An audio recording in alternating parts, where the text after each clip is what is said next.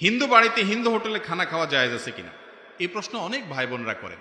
ভাই, আমি একটা কথা বলি যে আপনি কার বাড়িতে খাইলেন এটা দেখার বিষয় না, দেখার বিষয় হলো কি খাইলেন। ইমাম সাহেবের বাড়িতে বসে যদি হারাম খান তাহলে সেটা হারাম হবে, আবার যদি একজন হিন্দুর বাড়িতে বসে হালালটা খান তাহলে খাওয়াটা কি হবে? হালাল হবে। আপনি কার বাড়িতে খাইছেন সেটা দেখার বিষয় না, কি খাইছেন সেটা হলো দেখার বিষয়। কথা কি বুঝাতে পারছি? হিন্দুর দোকানে বসে খাইছেন কিন্তু খাবারটা হালাল, তো আপনি এটা খাইতে পারেন। কিন্তু দোকানের মালিক মুসলমান, খাবারটা হারাম, তাহলে সেটা খাওয়া কি হারাম।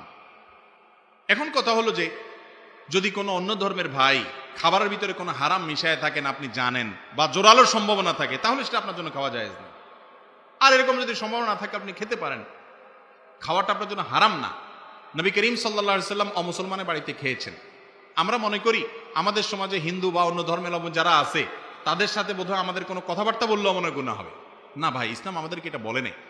তাদেরকে বরং আপনার সুন্দর আচরণ দ্বারা ইসলামের সৌন্দর্য প্রকাশ করবেন। নবী করিম সাল্লাল্লাহু আলাইহি সাল্লামের একজন কাজের লোক ছিল ইহুদি, সেবক ছিল ইহুদি। আমি বলি আজকাল যদি কোনো ইমাম সাহেব যদি কোনো হিন্দুকে তার নিজের বাসায় কাজের লোক হিসেবে নিয়োগ দেয়, ড্রাইভার রাখে, চাকরি থাকবে ইমাম সাহেবের?